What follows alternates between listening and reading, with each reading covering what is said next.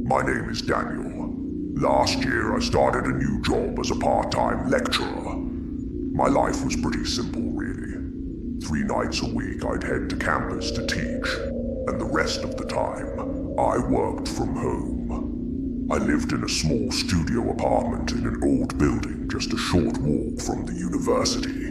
My routine was like clockwork. Mornings meant opening my window, grabbing a coffee from the corner cafe, and evenings were for my classes. Maybe that's why I brushed off the first weird thing that happened.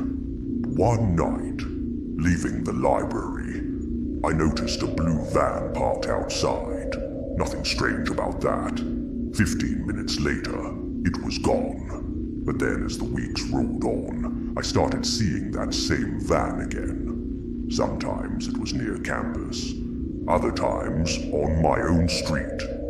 It was plain, no logos, just a dull, worn-out blue color. I could never get a clear look at the license plate. Still, I told myself it was just a coincidence. The first time I truly felt something was wrong happened one night when I got home. I unlocked my door, flipped on the lights, and opened my laptop. The last file I'd worked on was still open, which was normal, but the notebook I'd left on my chair was slightly ajar. I always close it. I tried to convince myself I'd just forgotten, but a knot tightened in my stomach.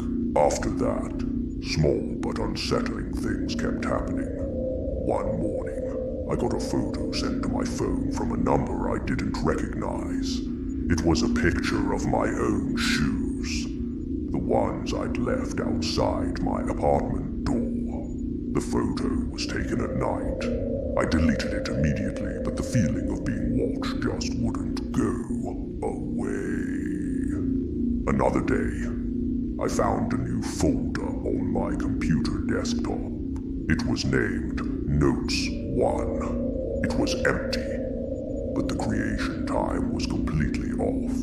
That same evening, on my way home, there it was again. The blue van parked right at the entrance to my street. My hands started to shake. I couldn't call it a coincidence anymore. Sleep became a luxury I couldn't afford. The smallest sound would jolt me awake.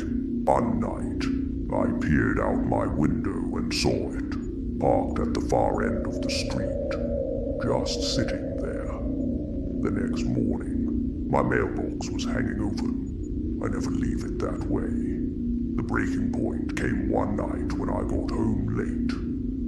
I saw fresh scratches around my door lock and marks on the floor just inside.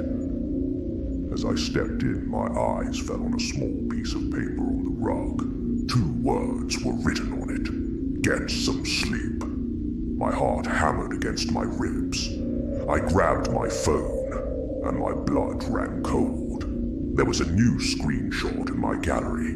It was a photo of that same note, but in the background I could see a dark silhouette, as if someone had taken the picture while looking through my window from outside.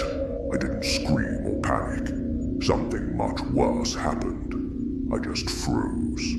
I finally managed to call the police. They came, they searched, they dusted for prints.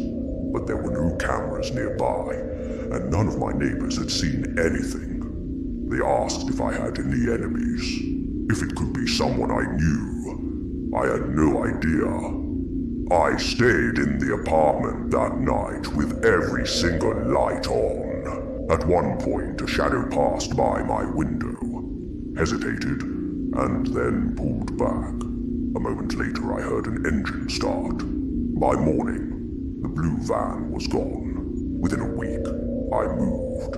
I found a new apartment in a more secure building, changed all the locks, and for a while, I actually thought I was safe.